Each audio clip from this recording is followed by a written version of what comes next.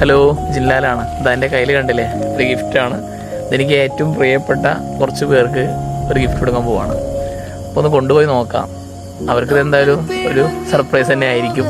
Okay, വന്നിട്ട് കാണാം. ഇവിടെ എത്തി. ഇവിടെ വേറെ ആരൊക്കെയുണ്ട് ഇവിടെ എത്തിയിട്ടോ. അവൻ്റെ വീട്ടിലെത്തി ഒന്ന് കൊണ്ടുപോയി കൊടുത്തു നോക്കാം. ഓക്കെ.